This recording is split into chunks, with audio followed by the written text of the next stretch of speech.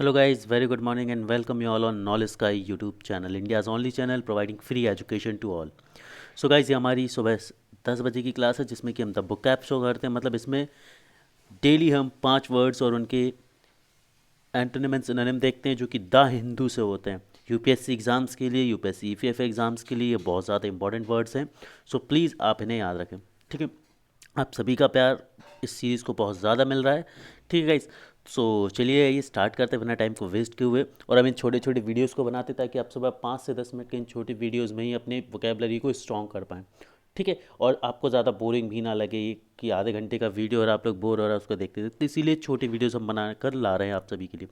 So the vocab capsule है ना, vocabulary from the Hindu we are taking in this particular lecture.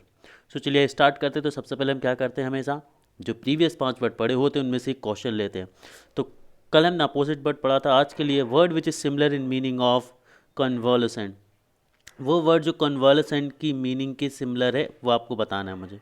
Word which is similar in meaning of convalescent, ठीक है, ये आपको बताना है। आपके पास 4 ऑप्शन है ना। ये 4 ऑप्शन आप देखिए और मुझे जो सही आंसर है वो सही आंसर बताइए, साथ ही जो बाकी के 3 ऑप्शन होंगे उनके मीनिंग बताइए, ठीक है। आगे बढ़ते हैं। सो हमारा आज का पहला वर्ड है इपॉक। जो इपॉक है ये युग का या काल को दर्शाता है। ये एक नाउन है, इपॉक क्या है, एक नाउन है, और ये एक युग को दर्शाता है या एक काल को दर्शाता है। युग कैसे, जैसे कि मान लीजिए एक सचिन का युग था, एरा ऑफ सचिन तेंदुलकर था, ये एरा ऑफ विराट कोहली चल रहा है इन क्रिकेट हम बात करें, ठीक है। एक समय एरा ऑफ कांग्रेस था, अभी एरा ऑफ बीजेपी चल रहा है। तो जब ऐसी चीज़ों पर बात करते हैं ना मेरा की, तो वहाँ पर हम एपॉक वर्ड यूज़ करते हैं। जैसे जो वर्ल्ड है, वर्ल्ड पूरी तरह से 2 पार्ट में डिवाइड हो जाएगा, है ना। मतलब बिफोर कोरोना और आफ्टर कोरोना। तो कोरोना के पहले कोई एपॉक था और कोरोना के बाद का एक एपॉक होगा, युग होगा, ठीक है। आई होप चीज़ें आपको क्लियर हो रही होंगी, ठीक है। अब हम बात कर लेते जल्दी से इनके सिनोनिम की और एंटोनिम की। तो सिनोनिम की यदि हम बात करें तो इपॉक क्या होगा, डेट ऑफ रेफरेंस इसका सिनोनिम है, एरा, पीरियड, जनरेशन, ठीक है। एरा, पीरियड, जनरेशन इसके जो सिनोनिम है बहुत कॉमन है, पूछे जाने की पॉसिबिलिटी थोड़ी सी कम है गाइस, है ना। लेकिन इसके जो एंटोनिम है ये थोड़े से इंपॉर्टेंट है, आपको याद रखने होंगे। एंटोनिम में टाइमलेस, इंटेंट और आउटसेट। इंटेंट और आउटसेट को ज़रा फोकस करके पढ़ेंगे, क्योंकि इपॉक के यदि एंटोनिम पूछे जाएंगे तो आपको ऑप्शन में या तो सही कर आंसर के लिए इंटेंट मिलेगा या आउटसेट मिलेगा, इन दोनों में से कोई एक वर्ड मिलेगा। तो क्लियर है, आई होप गाइस आप सभी को। आगे बढ़ते हैं, अगले क्वेश्चन को हम देखते हैं।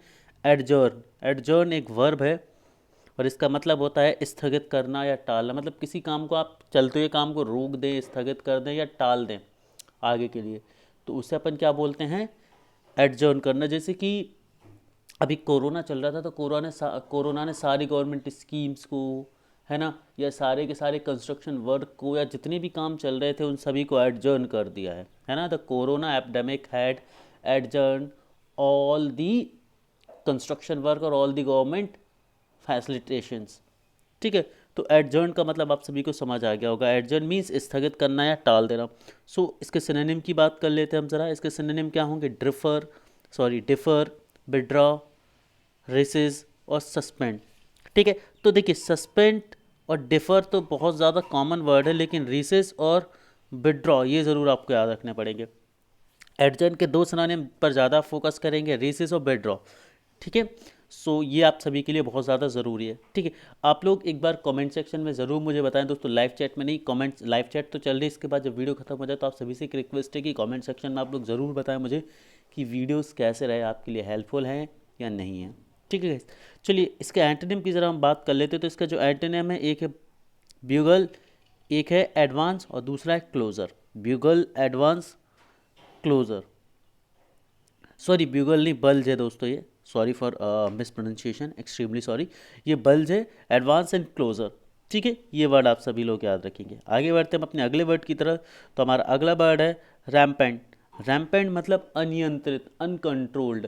जैसे कि हमने देखा है कि जो कोरोना एपिडेमिक है, देखिए ये जो वर्ड है ना पूरे एडिटोरियल से निकले हुए हैं। तो एडिटोरियल में आजकल कोरोना चल रहा था, तो बेसिकली वहाँ से वर्ड निकले हुए, तो बहुत सारे वर्ड उसी कॉन्टेक्स्ट में चल रहे हैं आपके। तो रैम्पेंट मतलब अनियंत्रित। जैसे कोरोना है बहुत सारी कंट्रीज़ में, फॉर एग्जांपल यूएसए में अनियंत्रित, अनकंट्रोल्ड वे में फैल गया है, तो क्या हो जाएगा, रैम्पेंट, रैम्पेंटली। तो corona has spreaded over 108 countries rampantly, I hope चीज़ आपको क्लियर हो रही होंगी। मैं एग्जांपल भी देता जा रहा हूँ आपको सेंटेंस के थ्रू। तो इसका सही, इसका कुछ सिनोनिम्स की हम बात कर लेते तो इसके सिनोनिम्स क्या हो जाएंगे? Rearing, uncontrol, whispered, prevalent. Rearing और प्रिवलेंट बहुत ज़्यादा इंपॉर्टेंट सिनोनिम है, बहुत अच्छे वर्ड्स भी हैं, इनको रट लीजिए आप सभी लोग। रियरिंग और प्रिवलेंट ये दोनों रैम्पेंट के जो है सिनोनिम है। रैम्पेंट का मतलब होता है अनियंत्रित या अनकंट्रोल्ड वे में किसी चीज़ का होना, रैम्पेंट कहलाता है। एंटोनिम की यदि हम बात करें तो एंटोनिम में क्या होगा? Controlled, restrained, limited and minor. Restrained और माइनर इंपॉर्टेंट वर्ड है। रिस्ट्रेंड एंड माइनर जो है ये इंपॉर्टेंट वर्ड है, याद करके रखेंगे। जो वर्ड मैं इंपॉर्टेंट बोल रहा हूँ जब आप अपनी कॉपी में नोट कर रहे होंगे तो प्लीज़ अंडरलाइन कर ले, हाईलाइट कर ले, because they are must to remember. So rampant अनियंत्रित वर्ड होता है, इसके सिनोनिम में rearing, uncontrol, whispered and prevalent. और इसके जो एंटोनिम है वो कौन कौन से? Control, restrained, limited and minor. आगे बढ़ते दोस्तों। परपैचुएट। परपैचुएट का मतलब होता है चिरायु होना या किसी चीज़ को बनाए रखना। चिरायु होना मतलब लंबे समय तक जीना, स्वस्थ स्वस्थ होकर, है ना। और बनाए रखना मतलब किसी चीज़ के एग्जिस्टेंस को बनाए रखना। तो इन दोनों कंटेक्स्ट में हम इसको यूज़ करते हैं परपैचुएट को, और इम्पॉर्टेंट वर्ड है परपैचुएट। जरा इसके सिनोनिम्स को देख लेते हैं। बनाए रखना मतलब चीज़ों को रखे रहना, जैसे प्रिजर्व करके रखते तो प्रिजर्व वर्ड हो जाएगा, कंटिन्यू हो जाएगा, मेंटेन रखना, सस्टेन करा के रखे रहना। और इमॉर्टलाइज, चिरायु वर्ड से डायरेक्ट मीनिंग इसका इमॉर्टल, इमॉर्टल जो कभी मरे ना, चिरायु हो जाए, तो इमॉर्टलाइज वर्ड यूज़ होगा इसके लिए, चिरायु के लिए। तो परपैचुएट के लिए इमॉर्टलाइज, सस्टेन ये और प्रिजर्व, ये तीन जो वर्ड हैं ये काफ़ी इंपॉर्टेंट वर्ड हैं, इन तीनों को तो आपको रटना होगा। इसका एंटोनिम की बात कर ले तो plunder, stop, cancel and prevent.